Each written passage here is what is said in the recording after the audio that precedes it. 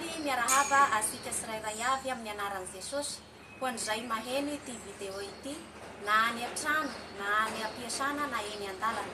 Faly manolotra vaovao mahafaly ho sika rehetra izahay fiomanana ho any an-danitra. Ny fiomanana ho any an-danitra moa dia fikolokoloana ny ara-panahy isan'andro ary mizara ao anatin'ny herinandro. Alasinainy ka hatramin'ny sabosy ary mandeha alfabetika A ka hatramin'ny F ary samy manana ny fanevany avokoa izy ireo. A alpha sy omega, B taranaka voafiry, C Christine velona ato anatiko, D dynamique, E sy maisy mandresy, F fiadanana. Ary ny alahady dia natokana ho fiderana an'Andriamanitra tahaka ny any amin'ny fiangonana ihany io fa ny fiomanana ho any an-danitra dia ao amin'ny groupe Jastalka. Ary indray andro ny fiomanana ho any an-danitra dia ny raisaina ny dinidinika ny momba ny fiomanana zany ho any an-danitra izany, satria ny fiomanana ho any an-danitra dia mila miomana ny foa mampanahy ny handraisana an' Jesosy eny amin'ny raha milanitra. Dia hoy ny raha miorina ao anatisika ny tenin'ny Tompo dia ny anjelin'i Jehova hiaro asika tsirairay avy na iza ale asika na mora na misarotra dia hiaro asika ny fanahin'Andriamanitra. B mokondoho amin'ny finoana ny fiomanana ho any an-danitra, ka ninona idona na inona hiatra dia efa ny Jesosy izahay ary saiverina fa handroso hatramin'ny farany. C Christine velona ato anatiko, raha miorina ao anatisika tokoa ny tenin'ny Tompo. D dynamique, mapoaka ny zavatra rehetra ao anatisika. Raha miorina ao anatisika ny tenin'ny Tompo, na inona olana na inona aretina dia sy maisy mipoaka, zany hoe sy maisy mandresy. Ekeo ary ny tenin'ny Tompo ary akatoavy.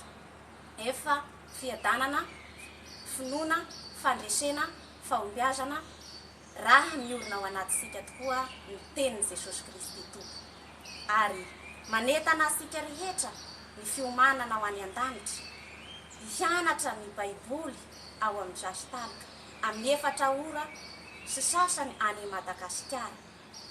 Fa raha ianao irery no mianatra dia sy misy zavatra banga, misy zavatra safena, fa raha isika rehetra no miaraka mianatra dia mifameno ary ny fanahy masina no mampianatra asika tsirairay avy, manome ny fahalalana, fahaizana ary fahendrena. Fa raha ianao irery kosa dia sy maharaka ary misy zavatra banga. Ka ny tenin'ny Tompo ihany koa ny ao amin'ny Romanina 7:7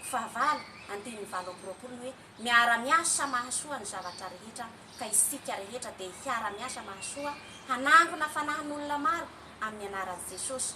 Ary Jehova hiaro asika ihany koa na iza ale asika na misarotra na mora, ary hiaina ao atran'i Jehova andro lava isika araka ny voalazany ao amin'ny Salamo 3:7 sy 4.